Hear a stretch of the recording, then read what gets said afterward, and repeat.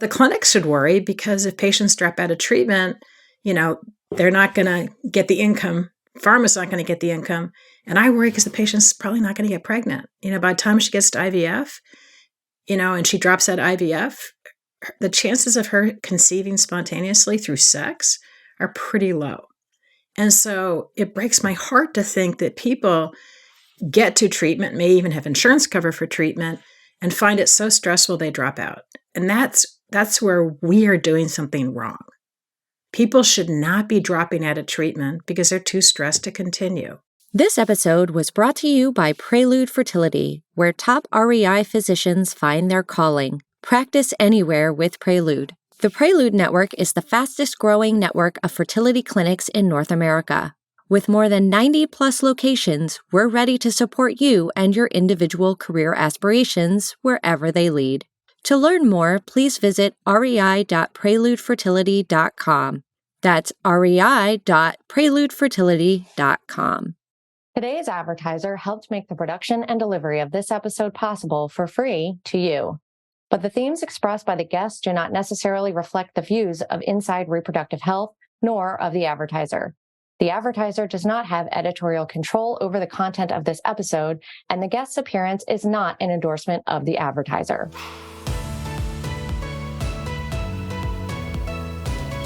IVF patients are dropping out, and it ain't just because of money. You can't help people get pregnant. You can't help people have a family. You can't scale fertility treatment if people are dropping out for reasons within our control. If you own or operate fertility clinics, what does that mean for your business? And if you're a fertility physician, how does it all come back to the way that you communicate? What does it even mean to train fertility physicians in empathic communication? My guest today has studied all of this more than anyone as far as I know. She's Dr. Alice Domar. Now she's the Chief Compassion Officer at Inception, and she's working on reducing patient dropout by reducing patient stress, and she's working on reducing provider and staff burnout by reducing provider and staff stress. Allie talks about the studies that she's done and other studies that have been done on psychological interventions and patient-centered care. I make her define patient-centered care. We talk about how she's measuring patient stress now and how she plans to compare those to retention and dropout rates. We talk about an intervention that she did in the past of a sample of 166 women where half were given this intervention, half were not. It's one variable. And there was a 67% difference in patient dropout.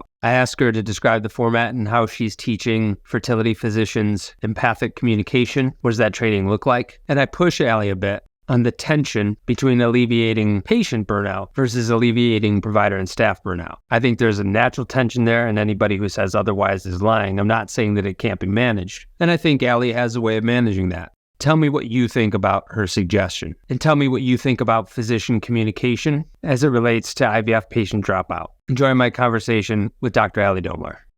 Dr. Domar, Allie, welcome back to the Inside Reproductive Health podcast. So good to see you. I don't remember if this is your second or third time, but you were on one of the earlier episodes. You're someone that I've gotten to speak with at events before. I love seeing you speak at events. I love interviewing you. You're a chief compassion officer right now. And I am. One of the things about me is I don't like a lot of C titles. I think C titles are way overused, but if there is a chief compassion officer and someone is qualified to be one, that is you. And so I want to talk a little bit about what it is that you do in this role at a network level that is a way of thinking about how we introduce things that are necessary for patient care and for patient retention, but having somebody oversee at least some of the critical elements of that across the scale of the organization. So what is it that you do at a network level? Nothing. I just goof off. No. So, we really, when I went down to Houston to meet with TJ Farnsworth and the rest of the executive team, no one really remembers who came up with the job title. I think it was TJ. He thinks it was me. Anyway, it doesn't matter. But it really is a perfect title because, I've spent my whole career working to decrease the stress level of infertility patients and people who work in the infertility clinics in the sector. And so I've since added another title as I'm director of research for Inception, which probably adds another 50% of my life. But I think to summarize it, I spend a lot of time trying to create and provide programs to our patients on how to decrease stress. So, for example, tonight at 9:00 Eastern Time, I'm doing a webinar on for family and friends of people who are going through infertility on basically do's and don'ts. Like, how can I best support someone I love with infertility? And so I do monthly webinars for patients. This is my first one for non-patients, but I do monthly webinars for patients. If there's a patient in crisis, I talk to the patient. I write blogs on how to reduce stress. And I basically am just there for all of our clinics if there are any issues with the patient. And as I said, I talk to patients directly. And then another hat I wear is I try to provide programs to employees. Like in the last year, we've gotten a free subscription to the Calm app for all employees. I do this Ask Allie column in their weekly newsletter. I'm starting a podcast this month for employees on how to reduce stress. And if an employee is in crisis, either HR or their manager or the employee contacts me and I talk them through it. So you've got these two different sets of programs, one for decreasing stress for patients and the programs that fall within that line, and then the other line being for decreasing stress for employees. Are there indicators that you're ultimately responsible for or looking at that help you to decide, that govern what those programs become and how you measure their success? Not yet, but that's in fact, I think, one of the reasons why I'm running the Inception Research Institute, because we're actually doing studies on the efficacy of different psychological interventions. Although right now our research is mostly trying to understand. So, for example, I have a study funded by MD Serono where, for 10 or 12 years, researchers in Europe have been talking about patient-centered care. And research actually shows that patients prioritize patient-centered care over pregnancy rates. Like, women who are going for treatment right now really want to be cared for by compassionate, empathic physicians, nurses, and the team. And so everyone is always saying, oh, this is what patients want. But no one's ever really asked patients what they want. So we're doing a survey right now where we mailed a questionnaire to our patients to say, what are your priorities? Like, is it communication? Is it how to handle finance? I mean, everything. And so we will have the data hopefully really soon because I'm presenting it at PCRS. So we'll have the data soon. We're also on a lark, gave the same survey to our physicians and asked them, what do you think your patients want? And we're going to compare what the physicians think patients want versus what patients say they want. And so once we know what the patient's priorities are, then we can make changes in the clinics to respect and reflect on what patients say they need, as opposed to you or I saying, oh, I think this is a good idea. This is what patients need. We're actually asking the patients what they need. How do you juxtapose what patients say they want to need versus what their behavior suggests they want and need? And I'll give you an example that I'm thinking of. I remember it was probably like 10 years ago or 8 years ago or so, WashU Fertility did a survey of fertility patients, and they might have done it in connection with Serono. I don't remember who they did it in connection with, but they interviewed patients asking them what they liked and what they didn't want to see in social media. And what they said is, we don't want to see pictures of babies. We don't want, we want tips on fertility. But then I could pull up all of our different clients' Facebook and Instagram analytics and say it was almost like reverse, Allie. It was like the pictures of babies did ridiculously well. And, so you can say like, I don't want to see this, but then they're clicking on it. That's what they're paying attention to. That's what they're being driven for. And so I've seen this, with employees. I've seen this all over the place. It goes back to that Henry Ford quote of, if I asked my customers what they wanted, they would have told me they wanted a faster horse. Don't know if he actually said that or not, but but people can get the idea. How do you juxtapose like what people say they want versus making sure that the tail isn't wagging the dog? Well, first of all, I think a lot of the data that's been collected in the past was done in focus groups where you have, 6 or 8 or 10 people meeting with somebody who asks them. And I don't tend to believe results from 8 or 10 or 12 people. In fact, this morning I was asked to review a study that included 13 patients. And they drew all these conclusions from 13 patients. And I said, that's insane. You can't draw conclusions from 13 people. And so we've already collected data, I think, from at least 500 patients. We're hoping to have at least 1,000. And when you have numbers like that, you can relatively safely assume you're actually getting real data.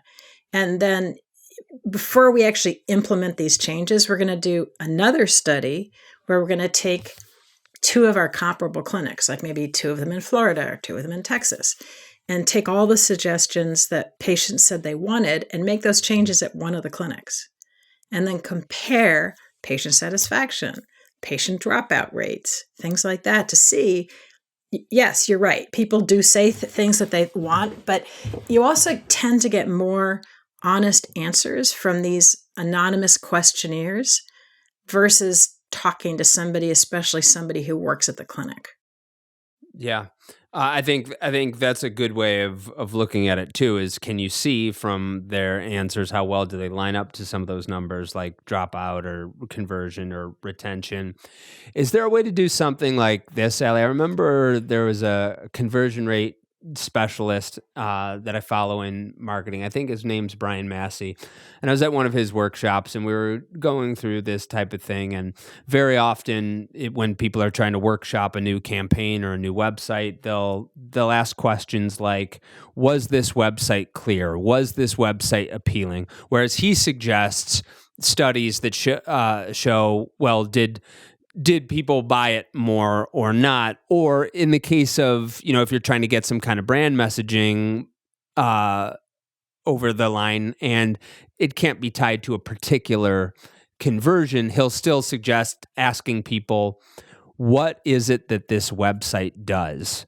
Or what is it that this company does after looking at the website homepage, as opposed to asking people if the website was clear. Is there any way to do that in your survey mechanism?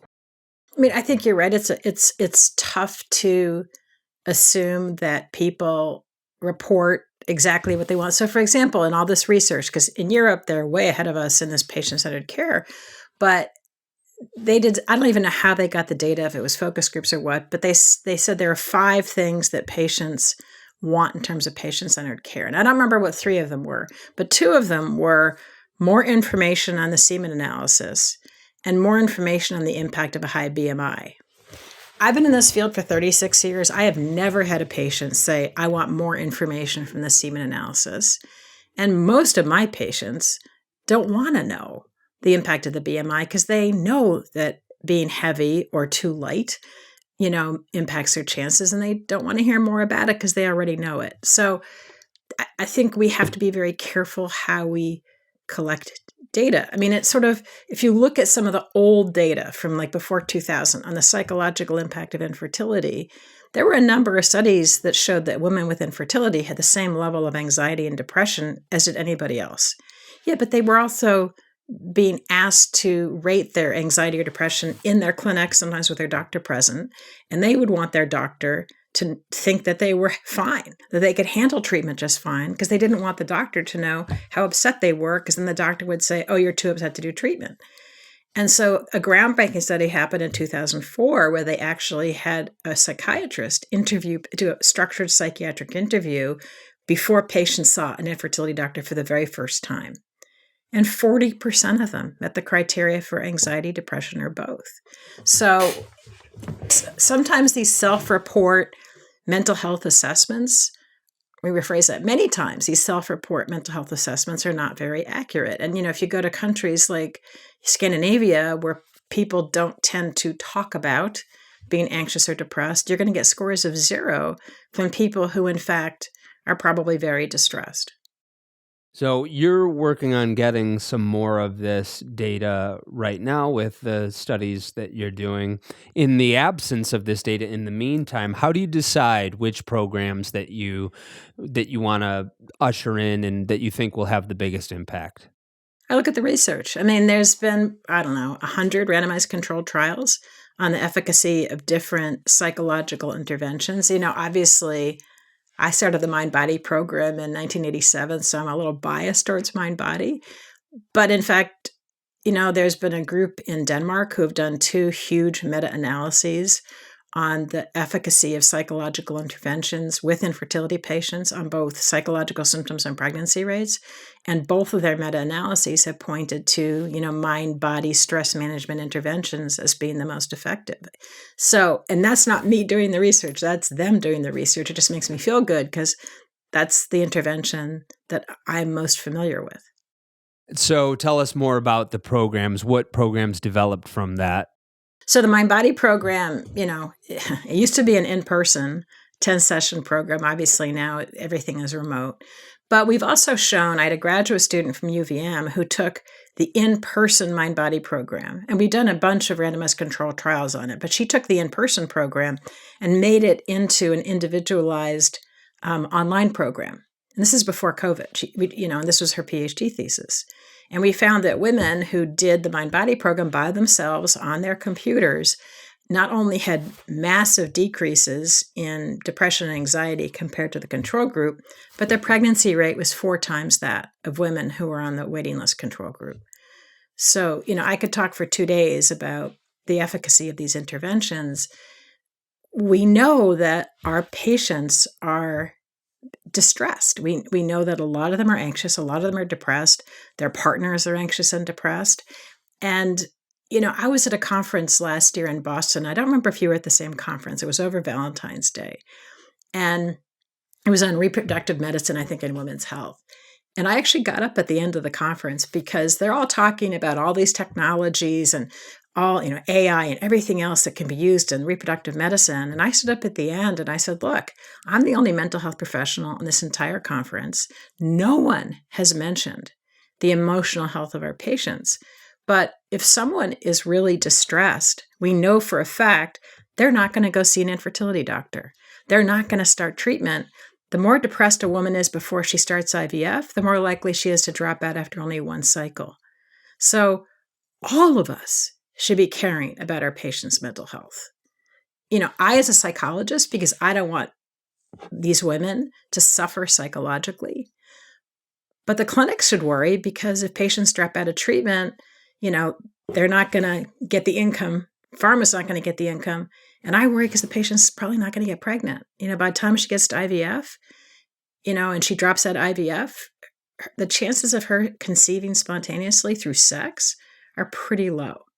And so it breaks my heart to think that people get to treatment, may even have insurance cover for treatment, and find it so stressful they drop out. And that's where we are doing something wrong. People should not be dropping out of treatment because they're too stressed to continue. As pioneers in reproductive health care, Prelude Fertility invites you to join an extraordinary mission to transform the way fertility treatments are delivered. What sets the Prelude Network apart? It's the people. We're home to some of the most skilled and compassionate fertility experts in the industry. Prelude fertility doctors have been recognized with numerous prestigious awards, including Top Doctors, America's Top Obstetricians and Gynecologists, and many others. Our culture is one of collaboration and shared knowledge, where learning from each other is just as important as learning from our experiences. Prelude's facilities are a testament to innovation, equipped with the most advanced tools in reproductive science. This means you, as a fertility specialist, will have everything you need to provide care that's not just effective, but transformative for the fertility field. The Prelude Network is the fastest growing fertility network in North America, with over 90 locations. This growth isn't just about numbers. It's about providing you with the flexibility and security to build a career that aligns with both your professional and personal aspirations. The impact you'll have at Prelude is profound. We've helped bring over 165,000 babies into the world, and each day offers a new chance to change lives. Your expertise and care have the power to turn hopeful dreams into joyful realities, crafting stories of hope and family. So why join Prelude? Because here, you're part of something bigger. You're at the forefront of a movement that's constantly evolving, pushing the boundaries of fertility care. Together, we can shape a brighter future for families and set new standards in healthcare. Discover how you can be part of what's next in fertility. Visit rei.preludefertility.com and take the first step toward a career that's as fulfilling as it is trailblazing. That's rei.preludefertility.com. I want to come into how this impacts dropout. I wonder if one of the reasons why they didn't mention that at that tech or that innovation conference, perhaps two reasons. What are people in that sphere obsessed with? One is measurables of certain metrics, and they want very specific attribution. And we talked about some of that thing that you're working on. The other thing that they obsess with is scalability. It's got to scale. And so are there technological solutions? You mentioned that one of the things that you all are doing is getting subscriptions to the Calm app for your employees. Are there technological solutions that scale to reduce stress for patients? I haven't seen a whole lot of research yet. I know that Jackie Boyven in Europe is working on an app called MetaEmo. And at ESHRI a few years ago, she presented data that showed that women who used the MetaEmo app who did IVF were twice as likely to come back and do a second cycle than women who didn't use the app. We did a study, I did it with Jackie maybe 6 years ago, I don't remember how many years ago, where we recruited women, I think 166 women who are about to do their first IVF cycle, and we mailed half of them a stress management packet. So it was like cognitive behavioral skills. It was a relaxation CD. It was teaching them how to do mini relaxations. So we mailed them a packet, half of them, and then sat back for a year, didn't contact them, and then looked at retention rates. And the women who got the packet, we don't know if they opened the packet. We don't know if they used the packet. The women who got the packet in the mail reduced dropout rates by 67%. Wow. And that packet cost $12. And there was no other controls, So Allie? we Like no know other... No, we had a control group. We took 166 women, half got the packet. But otherwise the groups were identical, like demographics, where they lived, and... Absolutely identical. That was the only variable. Randomized controlled study. And then we just published a paper last year. And we sort of tripped over this. So, in my previous job, I was very interested in dropout rates. I'm in Massachusetts, 6 cycles mandated coverage. And we noticed that a lot of patients came in for a first visit and didn't come back. And I'm like, well, why wouldn't they come back? They have insurance coverage. So we actually just sent them an email to say, hey, we noticed that you saw an infertility doctor 3 months ago. We noticed you haven't come back. We're just wondering why. Do you not like the doctor? Are you pregnant? Are you taking some time off? What's going on? And we got a lot of answers. But my research assistant noticed that a lot of the patients who got the email were coming back. Like a lot of them said, oh, I'll come back. And then she went on maternity leave. So we didn't send the email out for 4 months. So we were able then to compare when we sent the email out, just asking, why didn't you come back? Versus when we didn't, massive increases in people coming back simply by getting an email saying, hey, we noticed you didn't come back. So the conclusion I draw from those 2 studies, it takes very little to support patients to come back or to stay in treatment. And yet most clinics aren't doing anything. There's a bunch of rabbit hole questions I want to ask you, but I'm making notes of them because we'll get to them if we get time. The audience probably isn't as interested in those as I am. We'll get to the meat and potatoes first, and then if we have time, we'll get to some of that dessert. So, you're painting this picture for me. You got 166 women. You mail half of them a stress packet, and half of them don't. And then you have a 67% decrease in dropout for those that did get the packet. And then you've got this other, it wasn't a study, but you could at least see in practice from the response rate that you were getting from emailing patients, asking them why they chose not to come back, and versus the time when your research assistant was out and didn't send that. So what are the factors, as far as you can deduce, that impact patient retention? Well, it's interesting because at my previous job, I spent about 10 years studying patient retention. And so we ended up interviewing maybe 250 or 300 patients who had insurance coverage for 6 IVF cycles and dropped out and didn't go to a different doctor. They just dropped out. And we asked them why.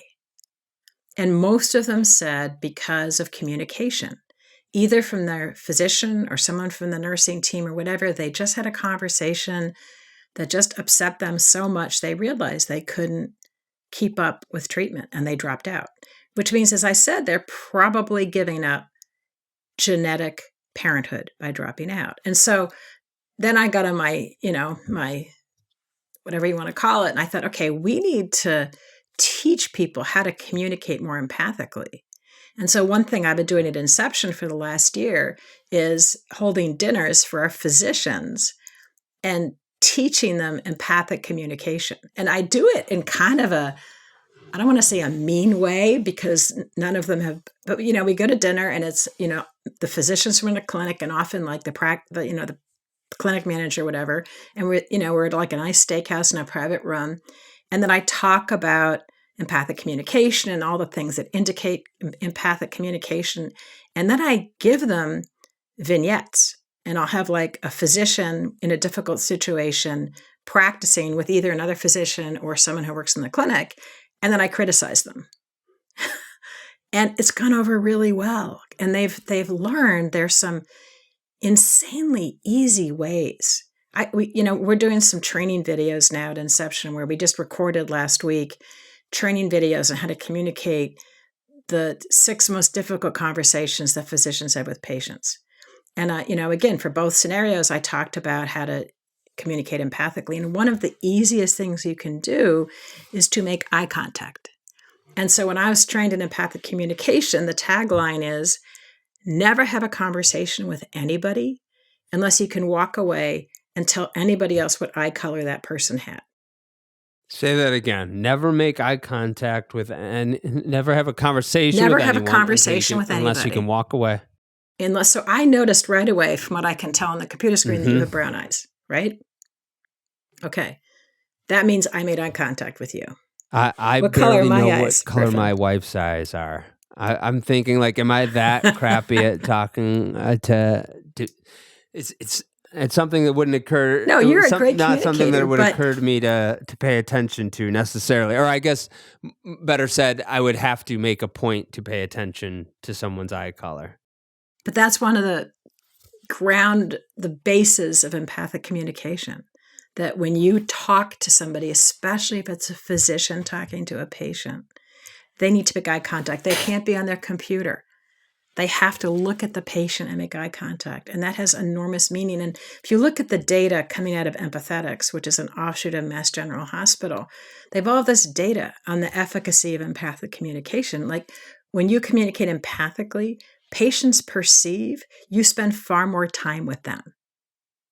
And what's one of the number one complaints right now about physicians? That they don't spend enough time with their patients. So with regard to eye contact specifically, do you find that older physicians are better than younger physicians in that particular regard? Or because I think very often it's said, the older physician might be the closer they are to that era where the doc was the authority and it was... It's really interesting because I was in Dallas and then Nashville last week recording these physician training videos, and we talked a lot about age. Like our older REIs, better at communicating, better at being empathic than, for example, fellows. And I think you can't generalize because, older physicians don't tend to look at their computer screen as much because they are more, but some of them are maybe a little bit stuck in their ways. But, it was interesting. So the way we did these training videos, we had these 6 scenarios. Like one of them was, how to tell a patient that she was miscarrying. She had just had a prenatal scan, there's no heartbeat. And so for each physician, we had them record a non-empathic interaction or, a non-compassionate one, and then a good one. And we had, either like usually it was an employee of the clinic acting as the patient. And even though it was fake, obviously, the employees would say to me, wow, like I could viscerally feel different when the physician was talking to me in sort of a cold, aloof way versus when they were making eye contact and leaning forward and not crossing their arms and things like that. And millennials demand patient-centered care. Tell us a little bit about some of the gentle corrections that you made, some of those specific. I mean, you told us about, about making eye contact and the way people pose, but what are a couple of specific things that you've said to people? Well, I know, one of the most difficult conversations for physicians is telling a patient that she's above their BMI cutoff. And so, sort of the instinct for a physician would be to say, I'm really sorry to tell you, if I'm sitting behind them and they know they're being empathic, they say, I'm so sorry to tell you, but, your BMI is too high. I'm going to refer you to a nutritionist so you can lose weight and get your BMI below the cutoff, then you can do IVF. And that is an effective conversation. But if I hear them do that, I would probably say, okay, so maybe we could do it a different way. Well, how would you feel if you said to the patient something to this effect, like, there are a lot of things that can contribute to IVF success. And the lab, everybody, we're doing everything we can to increase the chances that your next cycle will lead to a healthy pregnancy. And there are some things that you can also do that can increase or decrease your chances. And one of the things that we look at is lifestyle habits. And you're doing great with this, and this, but your BMI is a little high. So how about we talk about ways that you can eat more healthfully to get your BMI below the cutoff so you can move ahead and do IVF? Now, which way would you rather hear it? Well, my preference is probably contrary to how a lot of people want to hear it, but the point is that it's not what you say, it's what people hear. And I remember when we were doing online reviews for fertility clinics or helping them with their online reputation management, I would look at the reviews and I would see very often, she called me fat. He called me old. And I'm like, I wasn't in there. I wasn't in the consult room. I know that person. I doubt, maybe she did, but I don't think she did. I think that she said something that in a vulnerable state was too close, too readily interpretable as I'm fat or I'm old or I'm not good enough in some way. And so I think that that communication is clutch to be able to do. You have to be able to communicate in that way. And that was always something that when we would help docs with this is like, I can't help you with that part. And so you're starting to. And so you're starting to do dinners. Is there plans to scale this like beyond dinners and having this be like something that every doc goes through? Well, I think that's why we're doing the training videos, because it's really, we have clinics all over the US and Canada. And so having me go to every single clinic and do this and not every physician can make every dinner. So it just seems more practical for us to do these training videos. And I felt that, it was so interesting last week when we were doing them, again, hearing the impressions of, like, for one of the training videos in Dallas, the physician's MA was her patient. And she told us later that, she was faking it. She wasn't an infertility patient. She was probably, way too young for that. And she said, when the physician spoke to her in sort of a classic, somewhat detached, very factual manner, that she felt herself just feeling like this doctor doesn't really care about me. And then when the physician followed through with all the empathic training and the skill set she has in communicating, the MA was like, I felt different. I could feel myself reacting to how this physician was communicating with me. And it's, it's not hard. And it saves time.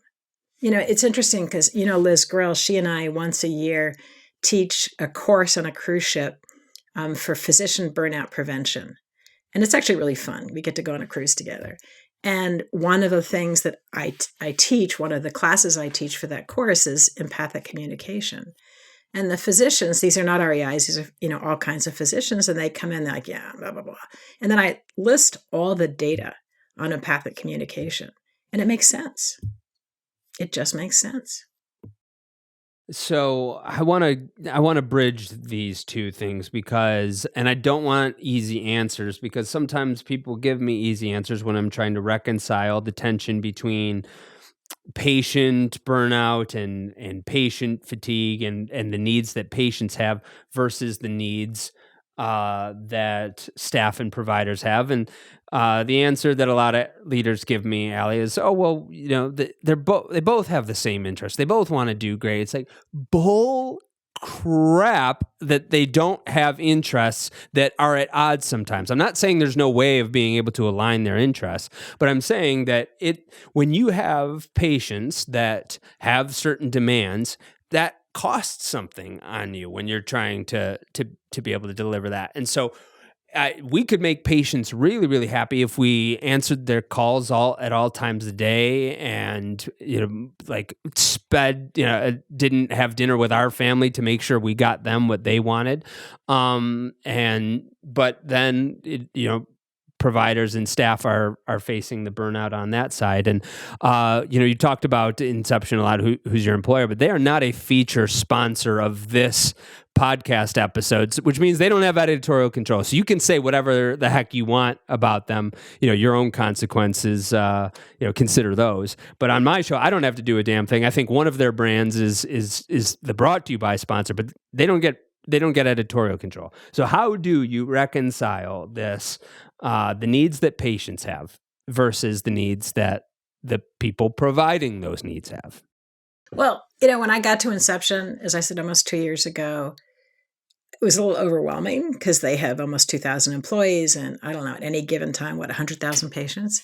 And so I was trying to sort of think through, where would I start?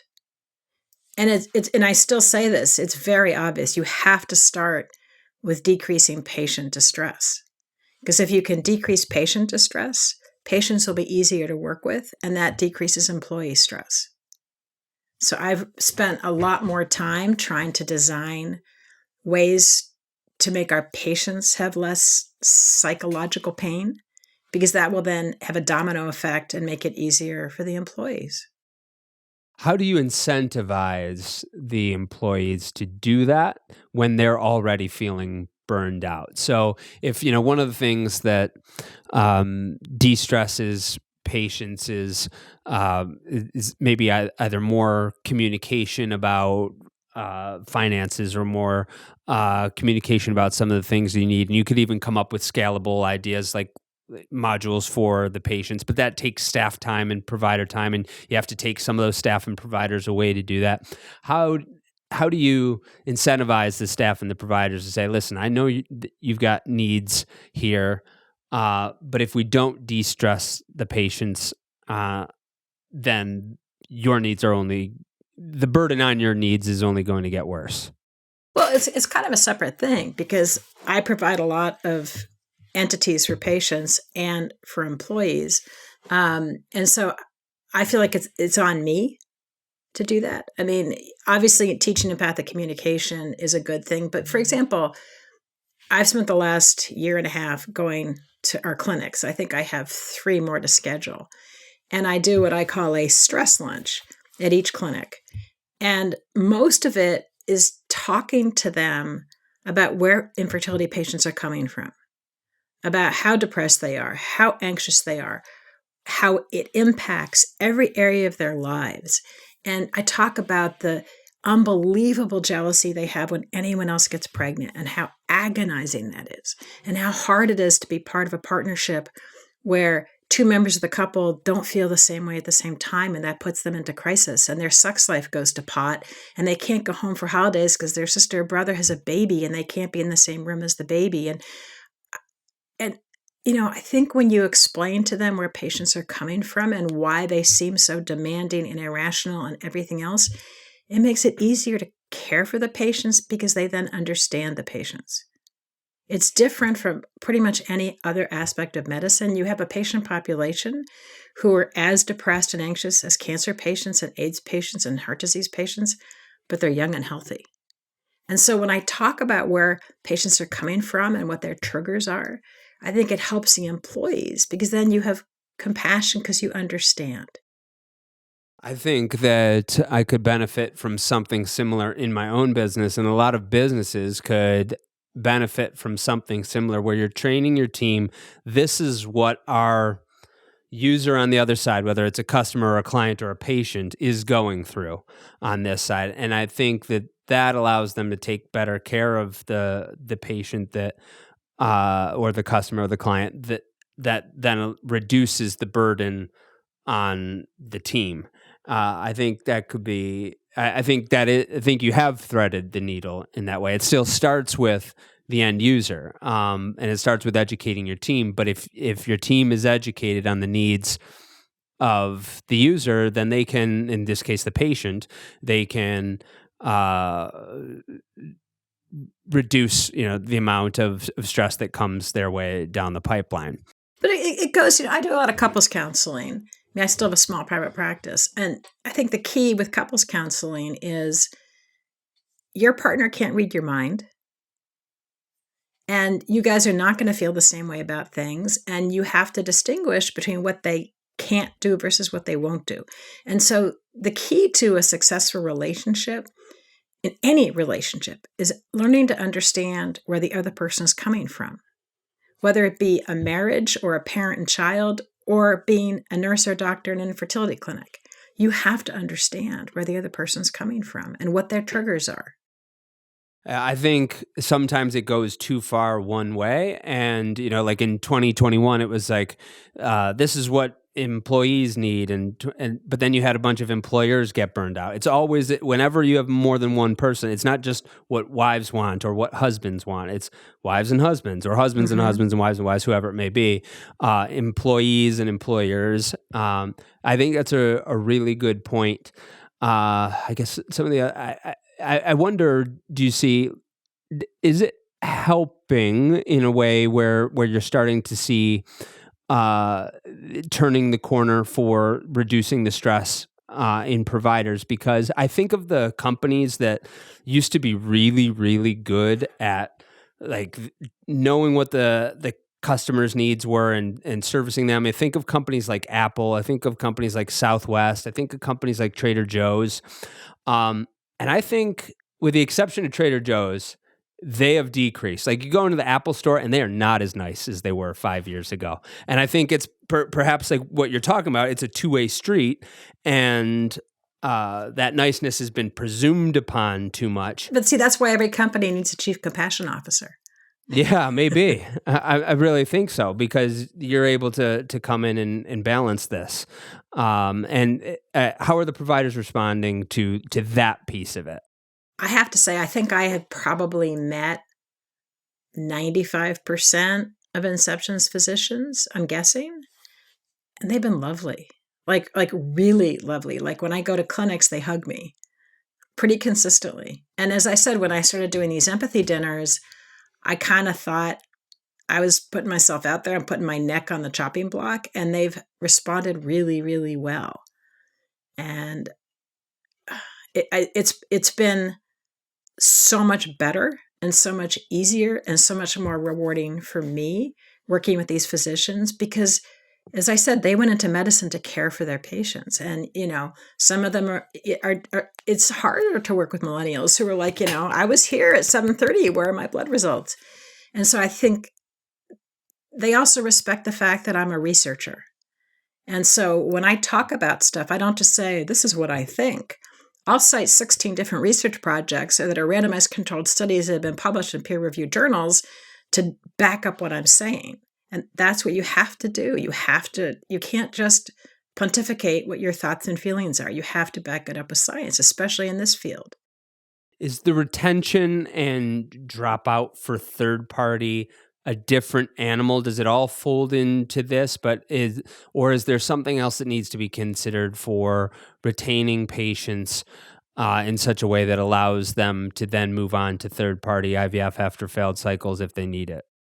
I mean, the transition from, for example, cycling with one owns eggs to egg donor. I mean, when you transition from, treatment with each partner's eggs or sperm and the woman carrying that embryo that they've created, that's a different animal than third party, because then you get into big bucks. and a lot of mourning and grieving, that is involved.